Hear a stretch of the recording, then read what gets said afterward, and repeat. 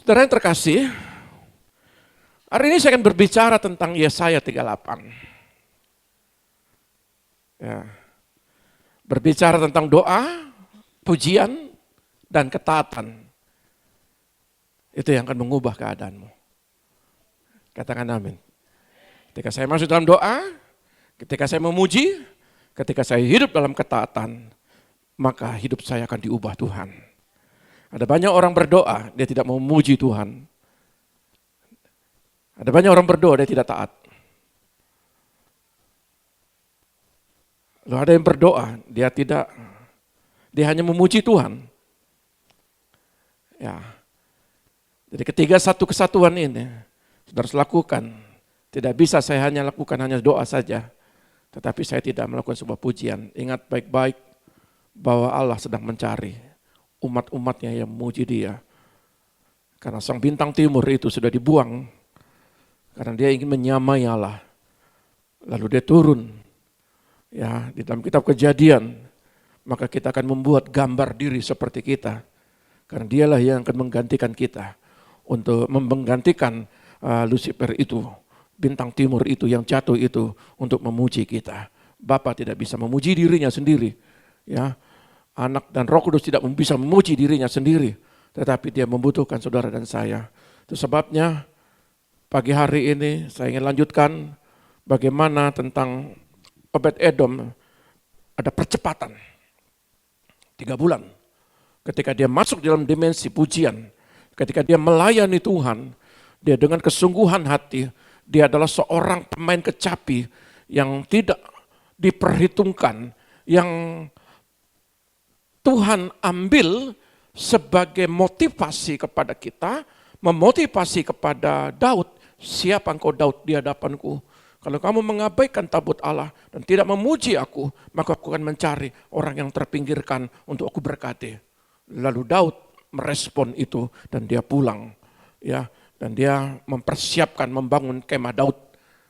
Ya, Abinadab selama 20 tahun dia meremehkan di Kiryat Yearim, ya, di situ dia meremehkan, dia tidak memberikan korban pujian penyembahan, korban syukur, korban keselamatan, ya, korban bakaran.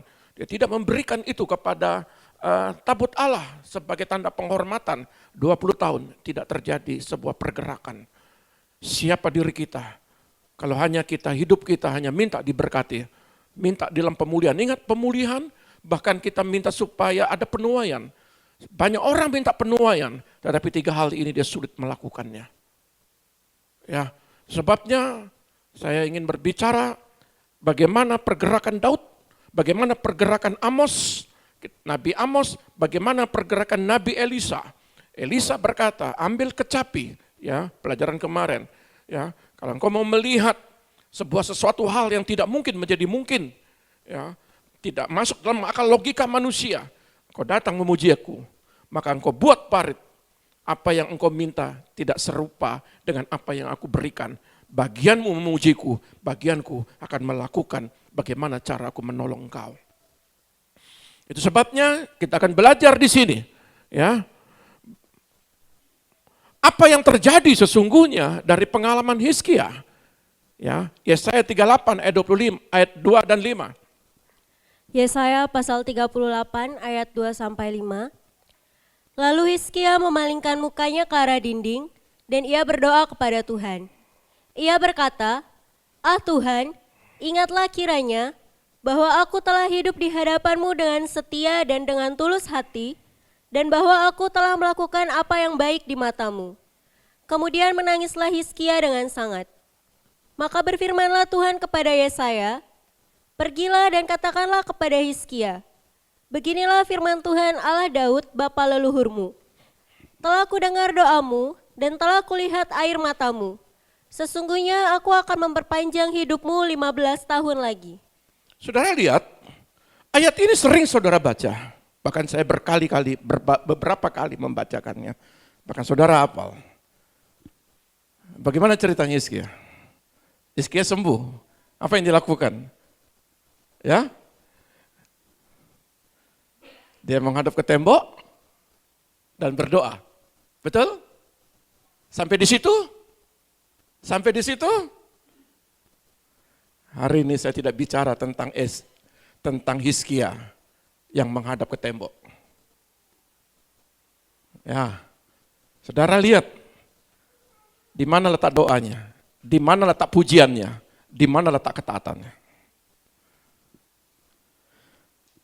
Kita sering mendengar tentang bagaimana Hizkia, bahkan guru-guru sekolah minggu berbicara tentang Hizkia itu. Ketika dia berdoa sungguh-sungguh, ya saya pernah khotbahkan, aduh Tuhan, ya, memang perlu belajar terus. Hikmat itu ketika kita membangun hubungan yang intim dengan Tuhan, maka hikmat Tuhan berikan. Yang saya tahu bagaimana Hizkia menghadap ke tembok, dia bersungguh-sungguh berdoa, ya. Tidak berbutuh waktu yang begitu lama, karena ayatnya bilang belum sampai ke pintu keluar. Nabi Yesaya, balik kamu, katakan kepada Hizkia bahwa aku perpanjang umurnya 15 tahun, titik.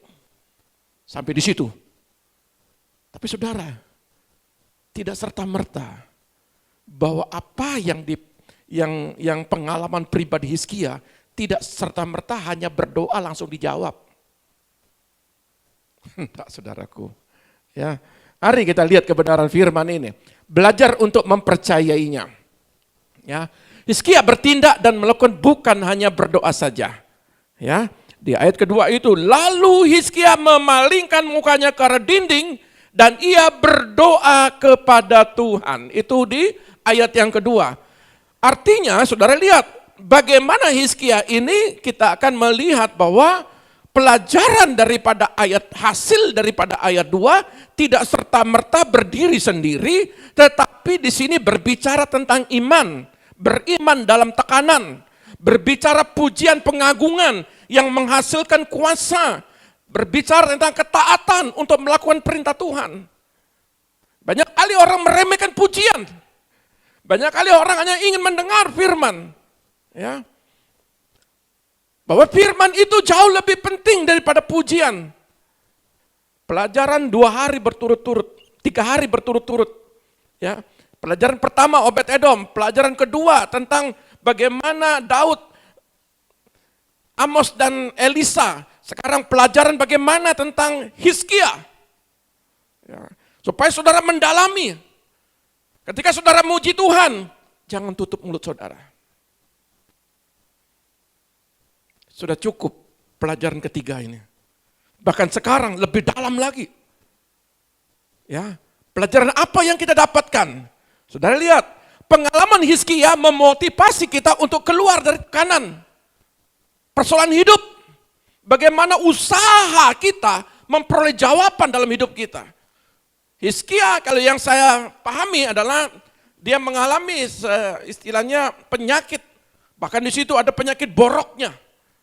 Ya, dan sudah tidak bisa ditolong lagi, bahkan bukan ultimatum lagi, ya, diagnosa ibaratnya seperti kamu sudah kanker stadium 4B, sudah terakhir, tidak bisa tertolong lagi. Ya, itu berbicara hanya mati dan hidup. Saudara lihat apa yang kita petik dari pelajaran ini. Saudara lihat sekarang. Yesaya 38 ayat 9. Yesaya 38 ayat 9. Karangan Hizkia, Raja Yehuda, sesudah ia sakit dan sembuh dari penyakitnya. Karangan Hizkia berbicara apa? Saudara harus banyak memperkaya diri dari pemahaman kitab lain. Terjemahan lain. Maka ayat 9 di dalam terjemahan firman Allah yang hidup berbicara begini. Ya, sesudah Raja Hizkia sembuh dari penyakitnya, ia menulis sebuah sajak yang menceritakan pengalamannya. Yang ayat 1, 2, 3, 4, 5. Kita banyak dengar Hizkia menghadap ke dinding, berdoa, dan dia sembuh. Tetapi ayat 9 jalan ceritanya. Jalan cerita ini supaya saudara tidak mengklaim, cukup aku berdoa, pasti Tuhan jawab, nanti dulu. Ya, saudara, pelajaran Hizkia ini sangat menolong bagi saudara. Apa yang saudara harus lakukan? Ada 3 tadi. Dan beriman, bagaimana saudara berbicara tentang memuji, dan bagaimana saudara berbicara tentang ketaatan. Nah, yang pertama adalah kesulitan menekan hidup Hizkia. Ini tulisannya, ya, dia bentuk sebuah sajak. Tetapi sajak ini bukan sajak zaman sekarang, tapi sajak zaman dulu itu ada alunan musiknya. Ya, ada nada-nadanya. Makanya bisa saja dia berkata bahwa sajak ini adalah sebuah gubahan untuk dia bermazmur. Daud seperti itu. Ya. Maka kalau kita lihat di ayat ke-10, coba lihat. Yesaya 38 ayat 10 sampai 12. Aku ini berkata, dalam pertengahan umurku aku harus pergi, ke pintu gerbang dunia orang mati aku dipanggil, untuk selebihnya dari hidupku. Aku berkata, aku tidak akan melihat Tuhan lagi di negeri orang-orang yang hidup, aku tidak akan melihat seorang pun lagi di antara penduduk dunia. Pondok kediamanku dibongkar Pondok kediamanku dibongkar dan dibuka, seperti kemah gembala, seperti tukang tenun menggulung tenunannya, aku mengakhiri hidupku. Tuhan memutus nyawaku dari benang hidup. memutuskan nyawaku dari benang hidup. Dari siang sampai malam, engkau membiarkan aku begitu saja. Ada sebuah persoalan tentang kesehatan daripada Hizkia. Bahkan dalam terjemahan lain dikatakan, hidupku diakhiri seperti kemah gembala yang dibongkar. Yang begitu kita pasang seperti tenda pada waktu kita camping di Bedugul. Ya, pada waktu kita saat memasang, waduh sukacita. Pada saat kita sudah sampai 3 hari, ya, ada di kemah Bedugul itu, ya, dengan membangun sebuah nilai-nilai. Pada waktu kita bongkarnya itu dilipat-lipat, dilempar sana, lempar sini, kan gitu ya. Dia punya besi-besinya. Seperti itu, aku seperti kemah yang dibongkar. Ya, terputus seperti tukang tenun yang berhenti dari pekerjaannya. Pada akhir sudah menenun, langsung diputus, sudah selesai. Ya, selama 1 hari nyawaku tergelantung pada seutas benang yang rapuh, habislah hidupku. Dia berkata, hidupku diakhiri seperti kemah gembala. Aku sudah habis. Nyawaku tergantung seperti seutas benang, bukan yang kuat, yang rapuh. Saya dulu suka main layangan waktu masih kecil. Kalau main layangan, kalau sudah digigitkan putus, jangan dipakai.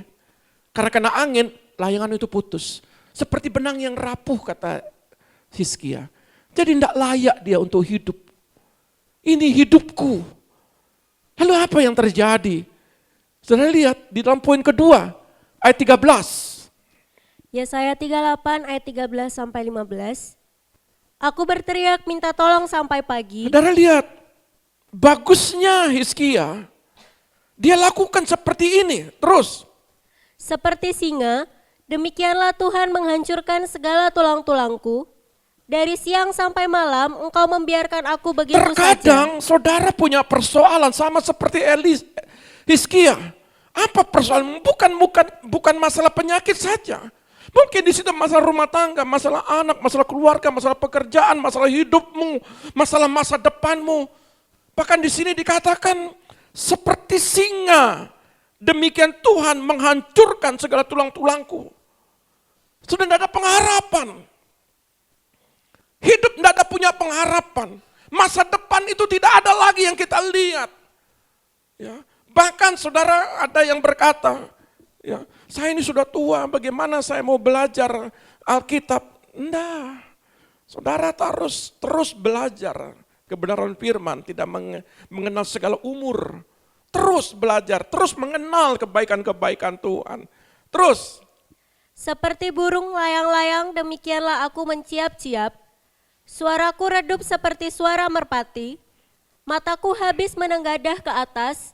Ya Tuhan, pemerasan terjadi kepadaku. Jadilah jaminan bagiku. Apakah yang akan kukatakan dan kuucapkan kepada Tuhan?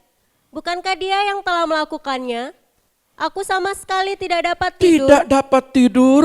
Karena pahit pedihnya perasaanku. Karena pahit pedihnya perasaanku. Hizkia belajar tenang dalam hadirat Hizkia mau menyampaikan sebuah kebenaran. Di tengah-tengah kehancuran hidupnya, dia berseru, berteriak, minta tolong. Walaupun persoalan itu seperti singa yang mengaum-ngaum, seperti singa yang menghancurkan mangsanya. Tapi apa yang Hizkia mau sampaikan di ayat 14? Ya, dia katakan, dia fokus seperti merpati. Saudara tahu, merpati itu tidak pernah ingkar janji. Ketika dia ditolong, ketika dia dipelihara, dia ingat rumahnya. Boleh saudara lepas merpati, kalau saudara pelihara di tempat ini, saudara lepas merpati di daerah Nusa Dua, dia pasti kembali ke sini. Dikatakan aku seperti merpati. Ya, seperti burung layang-layang demikian aku menciap-ciap.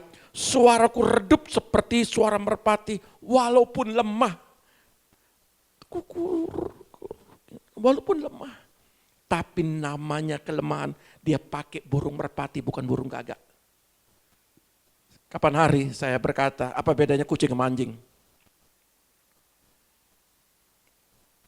Kalau kucing, berapa kali saya pelihara kucing, bukan pelihara kucing, kucing tetangga. Bawakan makanan, udah. Pada waktu saya pergi ke Lombok, ya ada rapat di situ.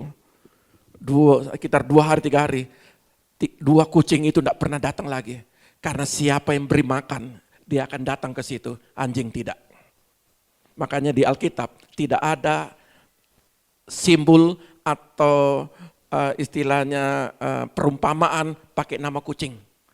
Ada anjing. Anjing itu setia. Saudara pernah saya dikasih tahu di YouTube, saya pernah lihat ketika tuannya pergi berperang dan dia mati dalam medan perang, dia tunggu. Dia lihat di situ. Ya. Anjing itu dia setia. Bagaimana merpati? Kalau kucing itu suka bertengkar. Bagaimana merpati? Dia tidak punya empedu. Hizkia, aku seperti merpati. Aku enggak pernah sakit hati mengalami penderitaan ini. Dia tidak pernah menyalahkan orang lain. Dia tidak pernah menyalahkan Tuhan dengan keadaannya. Dia merpati. Dia enggak punya empedu. Paruhnya enggak tajam seperti burung gagak. Paruhnya meruncing begini. Paruhnya artinya dia tidak melukai. Merpati tidak pernah melukai. Bahkan merpati dipakai simbol untuk apa? Menyampaikan pesan. Saudara, Hizkia seperti merpati, dia ingin menyampaikan makna, pesan, kesembuhannya. Dia tulis. Saudara, ketika saudara mengalami persoalan, pesan apa yang saudara bawa? Ketika saudara punya masalah, pesan apa yang saudara bawa? Merpati tidak pernah menyampaikan pesan yang negatif. Merpati identik, dia menjadi simbol Roh Kudus. Dia selalu menyampaikan pesan-pesan yang positif di tengah-tengah tekanan hidup. Merpati itu setia. Dia setia dengan pasangannya. Saudara harus setia sama Tuhan. Merpati itu makanannya keras. Tidak pernah saudara kasih makan nasi, bubur, lempar gitu. Merpati tidak pernah mau makan. Tapi kasih beras, kasih jagung, dia makan. Saudara Hizkia, ketika dia katakan besok kamu mati, dia semakin berdoa. Tapi sering kali, kalau kita ada firman yang tajam, saudara kecewa. Tandanya saudara bukan merpati. Ya, ada haleluya. Orang merpati itu firman yang keras, bukan lembek.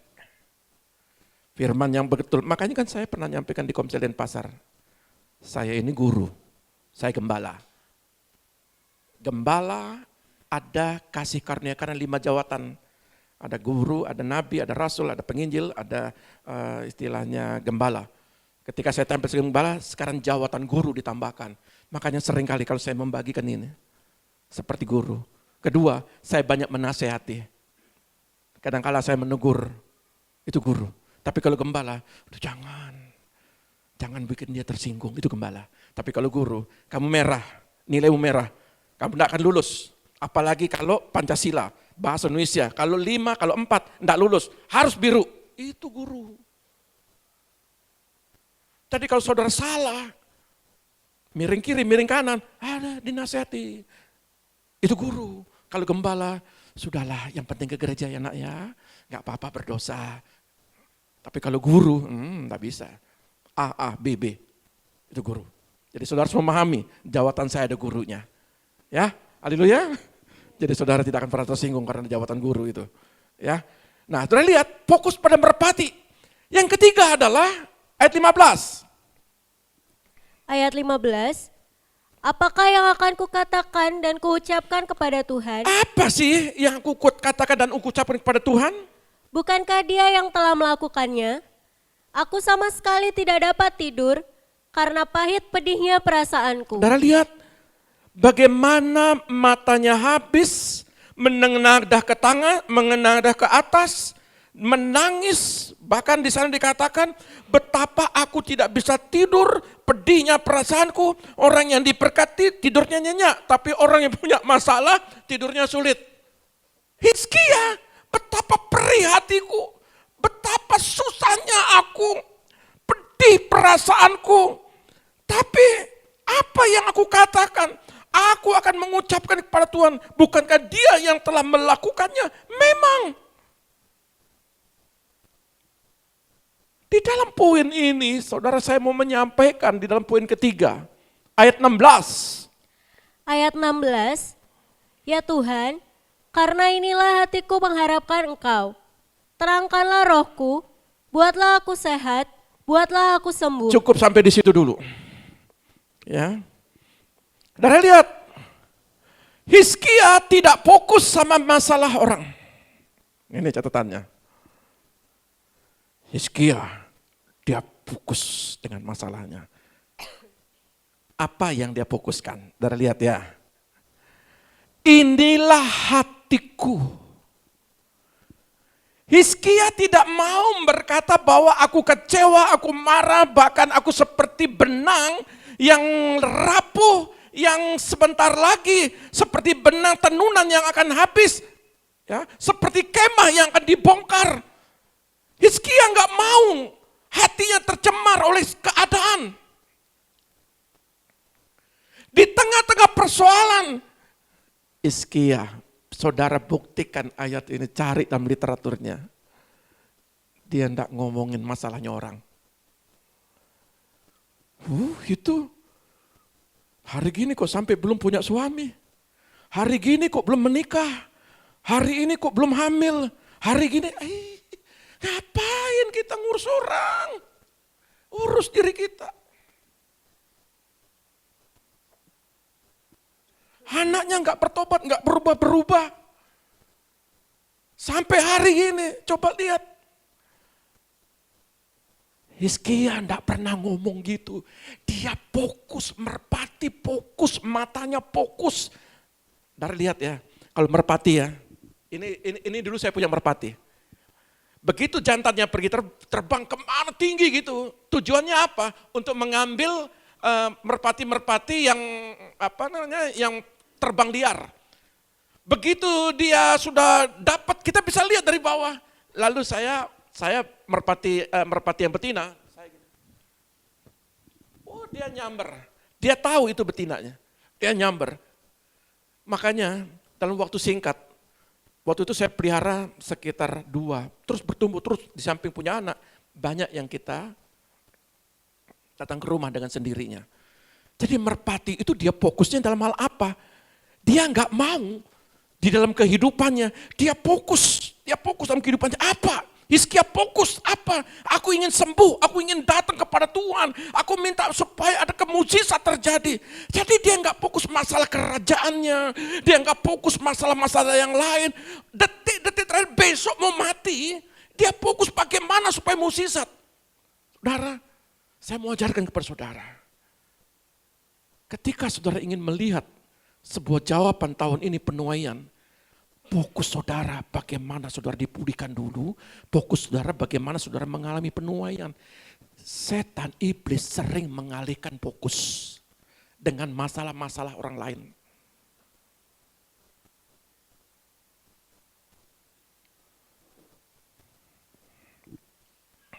Yang kedua, tenangkan rohku. Bangun rohnya, mau minta kesembuhan, tapi rohnya mati. Rohnya padam. Bangun pagi susah. Berdoa itu susah. Cari Tuhan sulit. Untuk ibadah hari Minggu sibuk. Roh yang pertama dibangun. Hati bermasalah, roh bermasalah. Hatimu itu pertama kalau sudah damai sejahtera, maka rohmu itu akan dibangun.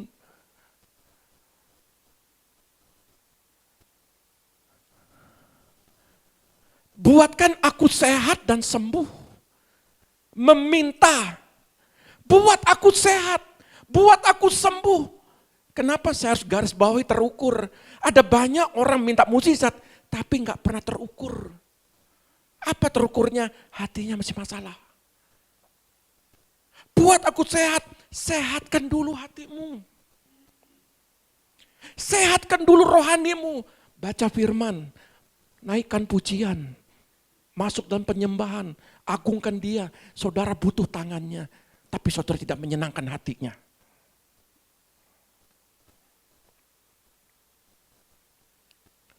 Terukur hati dan roh. Kalau saudara bangun, maka iman muncul. Perkatakan yang positif. Keluargaku sehat, keluargaku dipulihkan.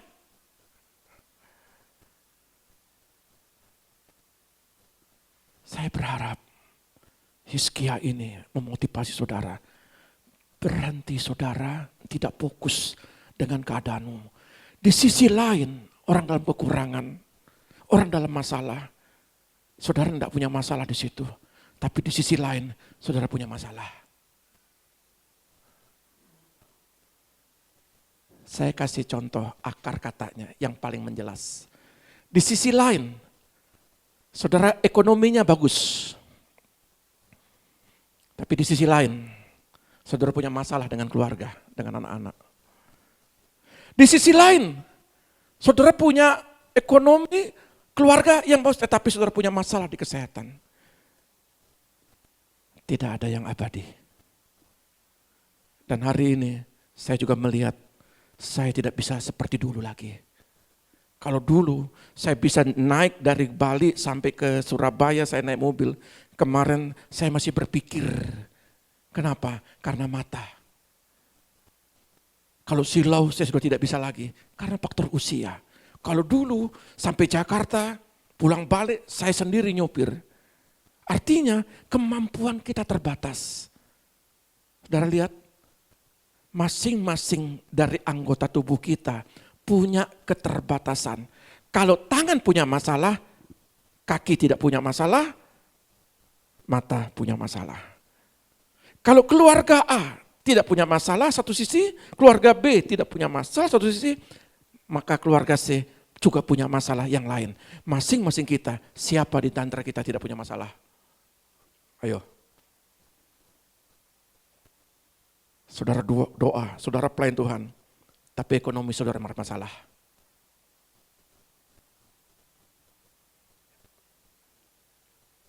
Mohon maaf kata ini supaya kita penuaian. Penuaian ini harus dibereskan tentang pemulihan.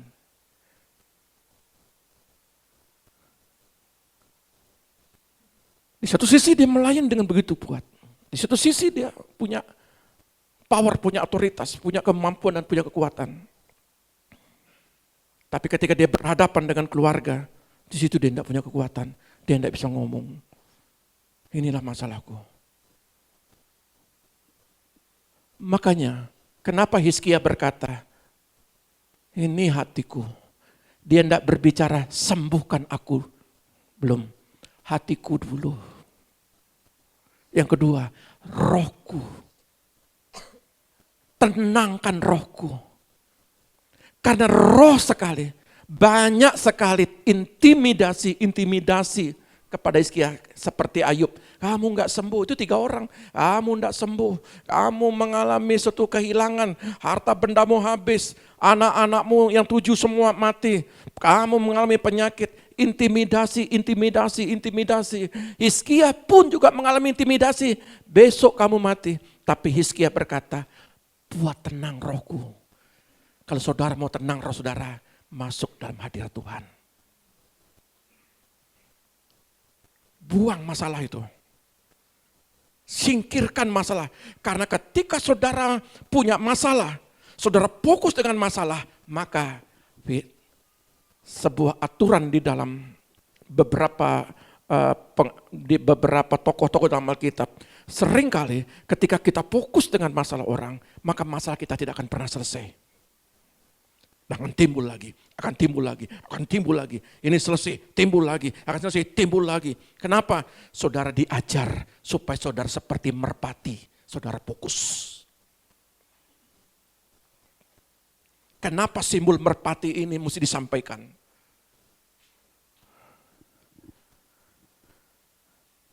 Perkatakanlah yang positif.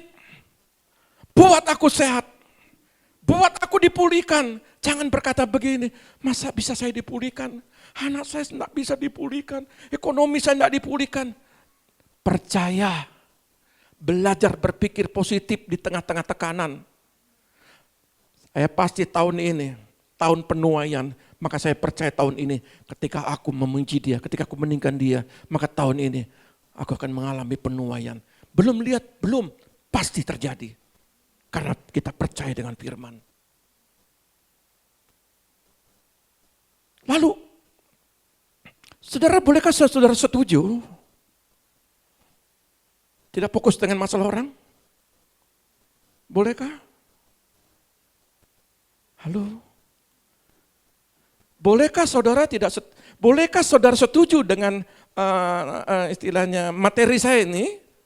Saudara tidak fokus dengan masalah orang? Setuju? Lakukan. Para pemimpin, kau fokus untuk mendoakan orang. Fokus untuk memberitakan firman. Fokus untuk memulihkan. Para pelayan-pelayan, engkau fokus untuk apa? Engkau datangkan hadirat. Engkau bawa supaya mereka semua mengalami hadirat. Bawa mereka untuk mengenal Tuhan itu lebih dalam lagi. Hizkia lakukan seperti itu. Makanya kenapa dikatakan merpati. Burung layang-layang tahu? Burung layang-layang itu temannya yang air liur walet. Jadi untuk memancing walet itu, burung layang-layang juga ada di situ.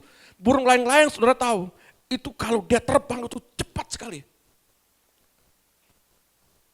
Itu cepat. Saudara sering di laut. Kalau dia terbang itu cepat. Sedikit berbicara, cepat bertindak arti burung layang-layang. Sedikit berbicara tetapi cepat untuk melakukan terbangnya cepat. Berpikir positif ya. Di balik masalah ayat 17. Ayat 17. Sesungguhnya penderitaan yang pahit menjadi keselamatan bagiku. Engkaulah yang mencegah jiwaku dari lubang kebinasaan. Sebab engkau telah melemparkan segala dosaku jauh dari hadapanmu. Saudara lihat, sesungguhnya penderitaan yang pahit menjadi keselamatan bagiku. Engkaulah yang mencegah jiwaku dari lubang kebinasaan. Sebab engkau telah melemparkan segala dosaku jauh dari hadapanmu. Saudara lihat ayat 17 ini. Semakin besar saudara punya masalah, sesungguhnya semakin besar berkat yang Tuhan sediakan. Mau berkat besar? Amin. berkatnya, maka masalahnya juga besar. Mau berkat kecil? Masalahnya kecil. Mau masalah kecil?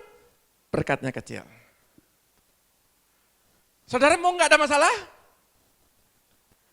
Hah? Mau nggak ada masalah? Jangan minta berkat. Setuju? Mau berkat besar? Malaikat catat. Jadi kalau berkat besar terjadi, kalau masalah besar, jangan marah. Anggap itu suatu berkat. Ketika saudara dituding, ketika saudara diomongin, ketika saudara sedang dibicarain, ketika saudara dihakimin. Thank you God. Welcome is the problem. Bila perlu big problem. Ya, ayo. Silakan. Ya. Setuju ya? Oh. Nah, saudara lihat, artinya di balik masalah itu ada berkat. Lalu pelajaran keempatnya apa? Nah, ini dia, 18. Yesaya 38 ayat 18 sampai 20. Sebab dunia orang mati tidak dapat mengucap syukur kepadamu. Oh, hanya orang yang mati tidak pernah memuji Tuhan. Ingat, orang yang mati dia tidak memuji Tuhan. Saudara mati apa hidup? Makanya puji Tuhan. Puji dia. Terus. Dan maut tidak dapat memuji-muji engkau. Orang-orang yang turun ke liang kubur tidak menanti-nanti akan kesetiaanmu. Terus. Tetapi hanyalah orang yang hidup. Hanya orang yang hidup. Dialah yang mengucap syukur kepadamu. Ya. Seperti aku pada hari Aku hari ini walaupun aku sakit besok mati, tapi aku masih bisa muji Tuhan. Seorang bapa memberitahukan kesetiaanmu kepada anak-anaknya. Tuhan telah datang menyelamatkan aku. Kami hendak main kecapi seumur hidup kami di rumah Tuhan. Tuhan telah datang menyelamatkan aku. Kami hendak main kecapi seumur hidup kami di rumah Tuhan. Hebat Hizkia ini. Apa yang menjadi memotivasi kita? Besok dia mau mati, hari ini tetap dia memuji Tuhan. Saudara sehat? Halo? Tapi mulutnya tidak pernah terbuka untuk memuji Tuhan. Orang yang tidak memuji Tuhan dikatakan itu dia ada dalam dunia orang mati. Tapi saudara yang hidup, naikkan ucapan syukur. Praise the Lord. Saudara lihat, mari saya jelaskan. Tuhan mau umatnya memuji dia. Untuk diingat, pilihlah lagu sesuai penempatannya.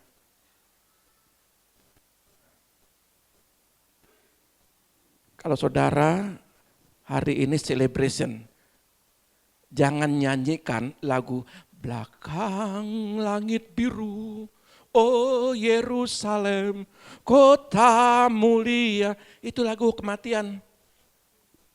Untuk orang mati. Jangan dibawa di sini. Tapi kalau saudara betul-betul ingin sebuah pujian pengagungan, naikkan pujian keagungan. Makanya kalau terakhir-terakhir kalau kita bilang, kiranya engkau memberkati aku berlimpah-limpah, penempatannya. Makanya Hizkia buat sajak, buat lagu. Apa yang ditempatkan? Pujian untuk dia sembuh. Dia nggak nyanyi lagu sekolah minggu di sini. Guru sekolah minggu ketawa dia. Jadi terlihat ada penempatannya. Buat glory, buat semangat. Loh, kenapa bisa begitu, Pak? Saya teruskan. Ya. Pujian kepadanya bukan mendengar pujian. Ingat, pujian kepadanya bukan mendengar pujian. Saudara datang ke tempat ini bukan mendengar pujian, tapi saudara memuji Tuhan lewat bibir saudara. Kalau saudara dengar di YouTube. Tapi ketika saudara datang ke tempat ini, Perdengarkan suaramu, hai merpatiku. Terhimpit di bukit-bukit yang berbatu dalam kitab Kidung Agung. Perdengarkan suaramu. Karena Yesus kekasih jiwa kita. Dia ingin dengar suaramu. Sekalipun secara kecil, sayup-sayup lemah. Dalam tanda artinya kau tidak berdaya. Dalam keadaan kau mengalami sakit penyakit. Mungkin keluargamu bermasalah. Mungkin anak-anakmu ada masalah. Mungkin ekonomimu ada masalah. Mungkin segala sesuatu ada masalah. Walaupun redup-redup. Tetapi Tuhan ingin mendengar yang keluar dari mulutmu. Maka dikatakan di sini, bukan kita mendengar pujian di tempat ini, tetapi kita memperkatakan pujian, pengagungan. Obed-Edom sambil nyanyi, sambil muji Tuhan. Ada percepatan 3 bulan. Jadi siapapun yang memuji Tuhan, maka dia akan ditempatkan kepada posisi sama seperti Hizkia. Aku mau memuji dia. Tuhan mau umatnya memuji dia. Ayat ke-20. Ayat 20. Tuhan telah datang menyelamatkan aku. Kami hendak main kecapi seumur hidup kami di rumah Tuhan. Hizkia punya masalah antara hidup dan mati. Dia memberikan pujian kepada Tuhan. Dia tahu caranya menarik berkat. Iman timbul dari akan pendengaran akan firman. Setuju ya? Tapi untuk menarik berkat, naikkan pujian pengagungan. Untuk berperang, bagaimana Yosua untuk merobohkan tembok Yeriko. Dia naikkan pujian, dia bawa tabut Allah, orang-orang Lewi. Suarakan sangkakala, suarakan trompet, main kecapi semua, naikkan pujian, berteriak. Tembok Yeriko bisa roboh. Artinya apa? Tembok masalahmu akan dihancurkan ketika saudara memuji Tuhan. Jadi jangan anggap sepele pujian itu.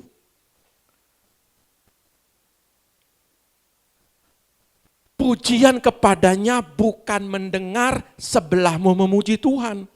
Saudara harus keluarkan. Bila perlu tetangga saudara, sebelah saudara dengar suaramu. Suara saya tidak terlalu bagus.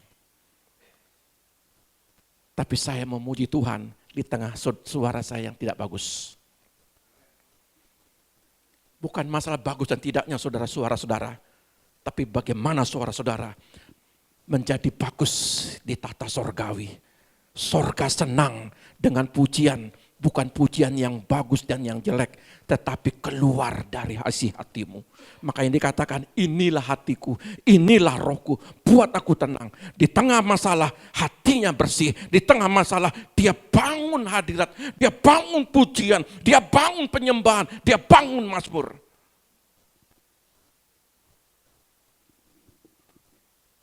Amin.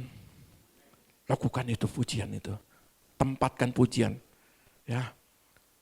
Jadi kalau saudara di rumah, bagaimana saudara membangun hadirat? Bangun lagu-lagu penyembahan yang menyenangkan hati Tuhan. Ya, jadi kalau bisa, enggak apa-apa. Mungkin 3 atau 4 lagu sorak-sorainya, enggak apa-apa. Bila perlu saudara masuk dalam firman 2 lagu, enggak apa-apa.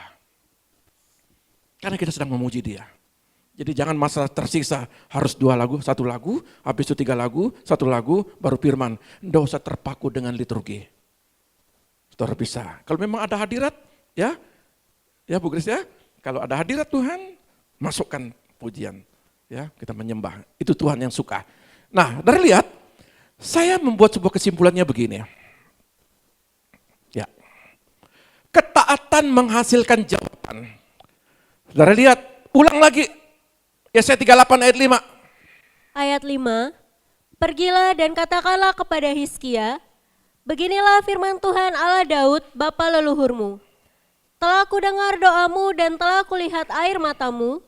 Sesungguhnya aku akan memperpanjang hidupmu 15 tahun lagi. Bandingkan dengan ayat 21. Ayat 21. Kemudian berkatalah Yesaya, baiklah diambil sebuah kue ara dan ditaruh pada bara itu supaya sembuh. Ayat 5 dia berkata, sembuh kamu, aku Tuhan berikan kesembuhan, memperpanjang umurnya 15 tahun. Tetapi di ayat 21 dikatakan, kemudian berkatalah Yesaya, baiklah diambil sebuah kue ara dan ditaruh pada bara itu supaya sembuh. Tahu bara? Kita lihat dalam terjemahan lain. Ya.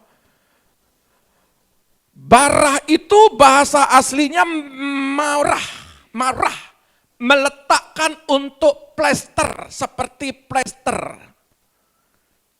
Saudara lihat, Tuhan menggunakan cara-cara tertentu untuk menyembuhkan Hizkia. Kue ara itu untuk dimakan. Tapi Tuhan bilang begini lewat Yesaya, taruh kue yang dimakan itu, taruh di luka-lukanya. Mau enggak? Masuk di akal enggak? Panglima Aram Naaman. Pada waktu dia sakit kusta, Elisa bilang begini, Tuhan berkata kepadamu, mau sembuh enggak kustamu? Mau sembuh, mandi di sungai Yordan. Sungai yang paling kotor, mandi 7 kali, bukan 1 kali. Lalu Naaman bilang begini, sudah aku sakit enggak dikasih obat, disuruh mandi di sungai kotor lagi. Kadang-kadang enggak masuk di akal. Sama ceritanya ini. Ambil kue, pikirnya untuk dimakan, enggak, taruh di luka-lukamu. Seringkali ketika kita berbicara ini, Tuhan ingin lihat ketaatanmu. Doa, pujian, ketaatan. Apakah Hizkia taat?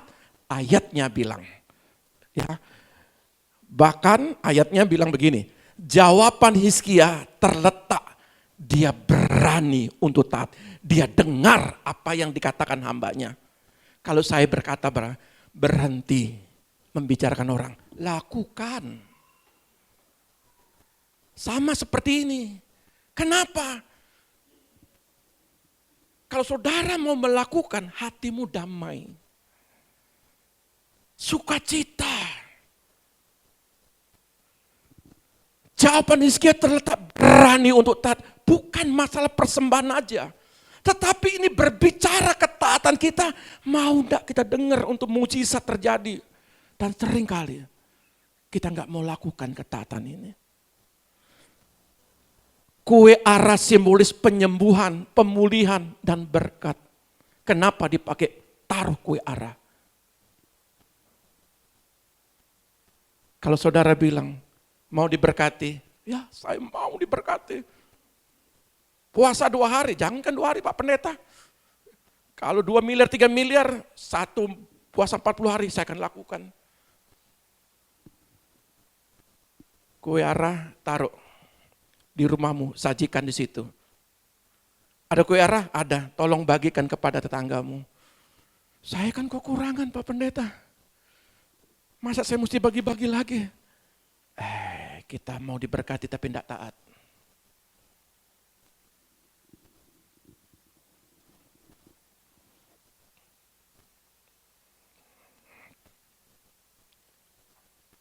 Lima 15 tahun itu napas yang cukup panjang. Diberikan Tuhan lewat Elisa. Lewat hambanya menyampaikan. Kenapa? Saudara jangan lihat ayat 2 dan 5, 1 sampai 5. Lihat ayat-ayat berikutnya. Ini dampak daripada ayat 1 dan 5. Kalau dia tidak lakukan dari ayat 9 sampai 21, tidak terjadi jawabannya. Balik Yesaya balik, sampaikan kepada Hizkia, aku perpanjang 15 tahun. Tidak serta-merta langsung dia berdoa, langsung dijawab. 9 sampai 21 ini ceritanya Hizkia, aku tulis ini loh sesungguhnya yang terjadi.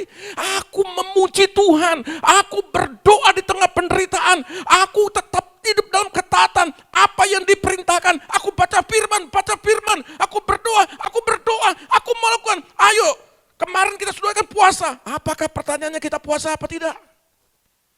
Saudara mau melihat mukjizat, melihat penuaian? Ketika kita punya program, ayo kita puasa. Halo? Ada puasa? Mau mukjizat? Terkadang Tuhan kasih cara itu yang tidak masuk di akal. Masa puasa bisa diberkati? Ayolah. Kalau mulai besok kita mulai taat, kita taat. masalah boleh ada.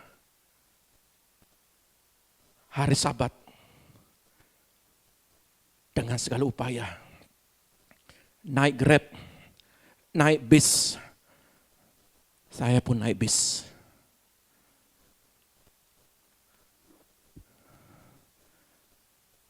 Untuk kesehatan tubuh jasmani, saya naik bis. Kenapa? Karena saya takut parkirnya nanti kejauhan. Makanya saya naik bis. Kalau saya udah capek, saya tinggal naik saja. Untuk rohani yang sehat, jangankan naik bis. Puasa pun aku akan lakukan. Saudara mau lihat pemulihan anak-anakmu? Saudara mau lihat pemulihan anakmu? Doa, puasa, taat. Mau ekonomimu dipulihkan? Mau diberkati? Doa, puasa, taat. Itu. Ada yang aneh menu hari ini? Kalau nggak ada yang aneh, yuk kita santap menu hari ini. Mau makan hari ini? Ayo kita lakukan, Tuhan Yesus memberkati.